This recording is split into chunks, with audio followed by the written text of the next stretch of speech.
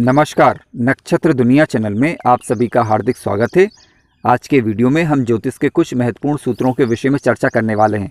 वह लोग जो कि ज्योतिष में रुचि रखते हैं और अपने ज्ञान में वृद्धि करना चाह रहे हैं या वृद्धि करना चाहते हैं, किसी न किसी माध्यम से ज्योतिष सीखने का प्रयास कर रहे हैं, उनके लिए आज का वीडियो काफ़ी महत्वपूर्ण होने वाला है।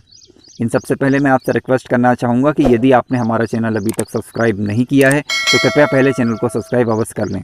आइए शुरू करते हैं।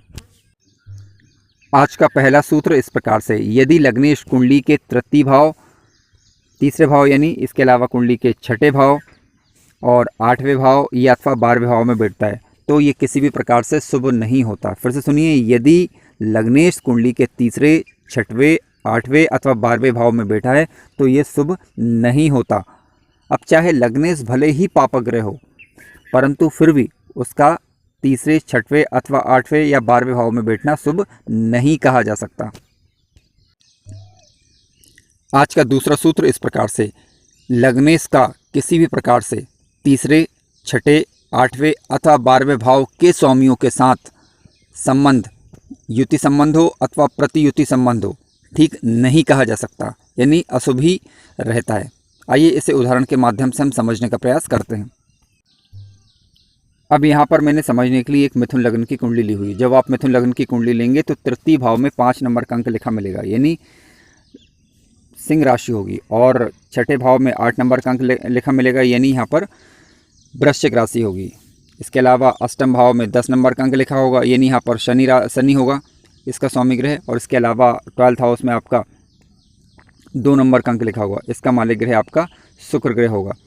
और लग्नेश आपका हुआ यहाँ पर बुध। तो बुध का सूर्य के साथ अथवा बुध का मंगल के साथ अथवा बुध का अष्टम भाव के स्वामी के साथ यानी शनि के साथ, इसके अलावा बुध का शुक्र के साथ संबंध यहाँ पर ठीक नहीं कहा जा सकता। अब यहाँ पर कुछ शंकाएं हो सकती हैं जिसका समाधान आवश्यक है। मान लीजिए कि कुंडली में तात्कालिक मित्रता हो गई, ठीक है, लग्नेश की अगर तात्कालिक मित्रता हो जाती है इन भावों के स्वामियों के साथ तो कह सकते हैं कि ज़्यादा अशुभता इसमें नहीं रहेगी। या फिर कभी ऐसा हो सकता है कि लग्नेश जो बन रहा है आपका वो तीसरे, छठे अथवा 8वें भाव या 12वें भाव का स्वामी भी बन जाए, तब भी स्थिति ज़्यादा खराब नहीं होगी।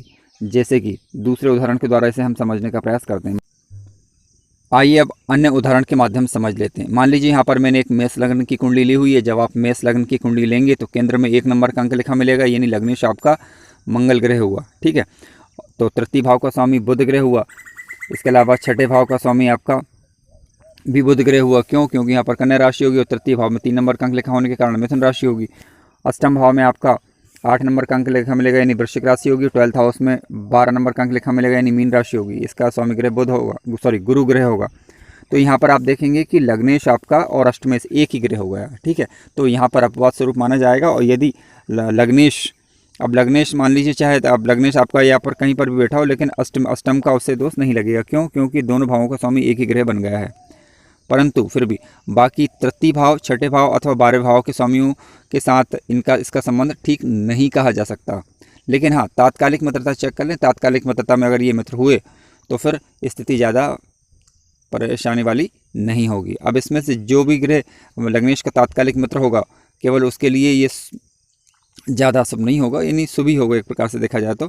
बाकी अन्य ग्रहों के लिए जैसे कि तृतीय भाव, छठे भाव यहाँ पर इस उदाहरण में, और इसके अलावा 12वें भाव के स्वामियों के साथ स्थिति यानी कह सकते हैं कि इनका राशि परिवर्तन या फिर युति या फिर इनका संबंध होना ठीक नहीं होगा। लेकिन तात्कालिक अगर मित्रता हो गई तब ज़्यादा परेशानी वाली बात नहीं होती है।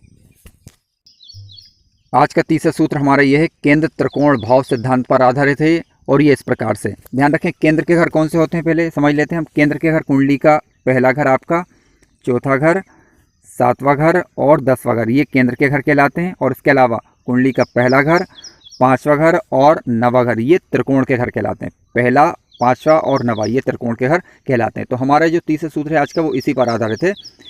सूत्र इस प्रकार से कि केंद्र के और त्रिकोण के स्वामियों का राशि परिवर्तन एक राजयोग का निर्माण करता है। यानी केंद्र का और त्रिकोण का जब भी त्रिकोण के स्वामियों का राशि परिवर्तन होता है तो ये एक राजयोग का निर्माण करता है। उसमें भी 10वां भाव ये सबसे मजबूत केंद्र का घर कहलाता है और नवा भाव ये सबसे मजबूत त्रिकोण का घर कहलाता है। यानी जब कभी भी नवे अथवा 10वें, नवे और 10वें भाव के स्वामियों का आपस में राशि परिवर्तन होता है, 10वें भाव में जो राशि का अंक लिखा है उनके स्वामियों का आपस में राशि परिवर्तन होता है तो एक बड़े राजयोग का निर्माण करता है। आइए उदाहरण के द्वारा इसे हम समझने का प्रयास करते हैं। यहाँ पर मैंने समझने की दृष्टि से एक कर्क लग्न की कुंडली ली हुई। जब आप कर्क लग्न की कुंडली लेंगे तो 10वें भाव में 1 नंबर का अंक लिखा मिलेगा, यानी इसका मालिक ग्रह आपका मंगल ग्रह हुआ। और इसके अलावा 90 भाव में 12 नंबर का अंक लिखा मिलेगा, यहाँ पर मीन राशि और इसका स्वामी ग्रह गुरु हुआ। यानी इस सूत्र के अनुसार गुरु ग्रह यदि आपका 10वें भाव में आकर बैठ जाता है, ठीक है, और मंगल वो आपका 90 भाव में आकर बैठ जाता है तो ये एक बड़े राजयोग का निर्माण करता है। क्यों? क्योंकि सबसे बली केंद्र के घर और सबसे बली त्रिकोण भाव के स्वामियों का यहाँ पर राशि परिवर्तन हो रहा है। अब यहाँ पर कई प्रकार के शंकाएं हो सकती हैं, जैसे कि मान लीजिए कि 9वें और 10वें भाव के स्वामियों का 9वें और 10वें भाव में राशि का अंक एक ही राशि का लिखा हो किसी का। जैसे मान लीजिए शनि ग्रह, कई बार ऐसा होता है क्योंकि कुंभ राशि और मकर राशि आसपास ही होती हैं तो उनका राशि परिवर्तन हो जाए तब क्या होगा, ठीक है। जैसे कि अब समझ लेते हैं, मान लीजिए कि वृषभ लग्न की यहाँ पर एक कुंडली ले लेते हैं, ठीक है। जब वृषभ लग्न की आप कुंडली लेंगे तो 10वें भाव में आपका जो है 11 नंबर का अंक आपको लिखा मिलेगा और इसके अलावा 90 भाव में 10 नंबर का अंक लिखा मिलेगा। यानी इस प्रकार की स्थितियाँ उत्पन्न हो सकती हैं।